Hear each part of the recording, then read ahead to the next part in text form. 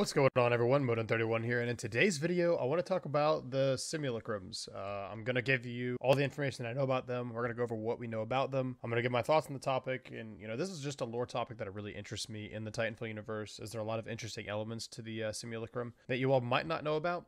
This video also contains some lore from Apex Legends, and I'll talk a little bit about Revenant specifically. So after doing all my research, this is a topic that I just can't wait to share with you all. Also, I noticed that 75% of my viewers have yet to subscribe, so please, if you all enjoy my content and want more Titanfall videos, then please consider subscribing and turning on notifications so that you never miss a video. I also stream over on Twitch, link in the description. I hope to see you all over there and chat with me live. With all that said, let's get to the video.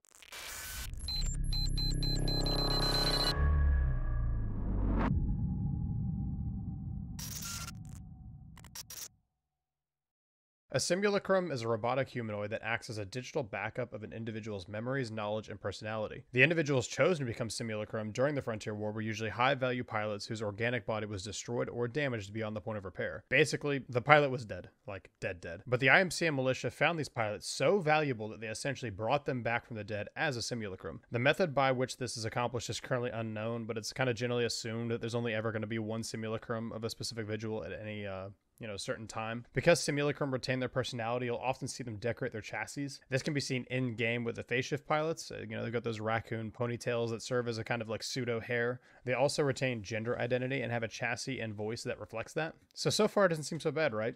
But not every simulacrum is a voluntary creation. It seems like a lot of simulacrum do not like the fact that they were turned into robots, and these simulacrum suffer from delusions that they are still human.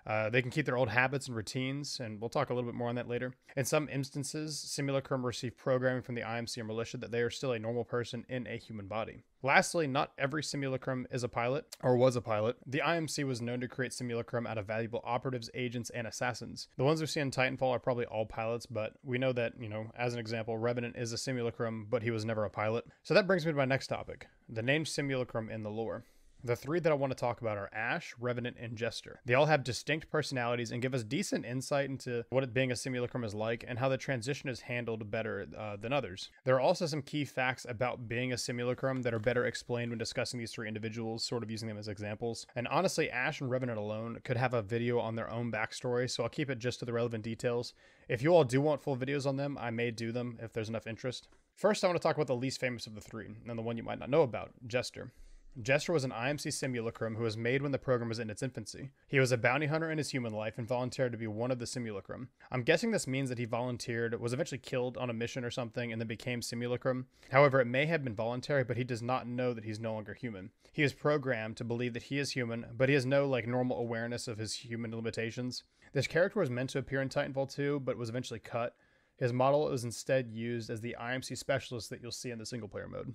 Now on to Ash. As many of you know if you played Titanfall 2, Ash is a member of the Apex Predators during the events of the game. In her human life, she was an elite pilot and was actually named Ashley Reed. Not a lot of her past is known, but we do know that she lived on Olympus for a time, helped build Pathfinder, and then proceeded to kill everyone else who built him. Ash was eventually killed by Jack Cooper during the Battle of Typhon. Then Vincent Dynamics rebuilt her to serve as their field commander. And this kind of brings up an interesting point. Death is not the end for any simulacrum. If you are valuable enough to someone with the resources, they can and will rebuild you. Ash has also lost most of her human memories. This is due to being rebuilt so many times that her memories just get corrupted like, a data file on a computer would. Ash seems to have a general disregard for human life and has some sociopathic tendencies. This leads me to believe that if a simulacrum is rebuilt enough times, they become more robot than human. Now, there is a lot more to Ash than this, but I want to move on so we can, cover all of our grounds. Lastly, and most interesting, is Revenant. Now, Revenant was never a pilot, but he was the best hitman the Mercenary Syndicate ever had. Revenant's human form died sometime around his 40s, and he was made into what we see today. The Syndicate had programmed and believed that he was still human, obviously some caveats to, ignore his normal human limitations, because we see him, climbing skyscrapers. They used him for 300 years as a robotic hitman, and any time Revenant died, they simply rebuilt him. Like Ash, there's no telling how many times Revenant has been rebuilt, but after each death, Revenant was programmed to forget. One day when he killed Loba's parents, his programming failed, and he saw what he had become, what the Syndicate and Hammond Robotics had turned him into. And this is kind of what led him onto his bloodthirsty rampage trying to dismantle the Hammond Robotics Corporation. So that's the scary reality of it. Some simulacrum are made voluntarily, others not so much. Many simulacrum are doomed to a life of dying and forgetting and being brought back to serve the wishes of whoever built them. Some simulacrum, like Ash and Revenant, seem completely devoid of any humanity and often given to sadistic methods of killing. So that's all I've got for today, guys. What are your thoughts on the simulacrum? I'd love to hear them down in the comments below. please consider dropping a like or hitting that sub button. It, always helps me out. The support has been tremendous lately, and I really just appreciate you guys so much. So I hope you guys enjoy the video, and as always, I'll see you in the next one.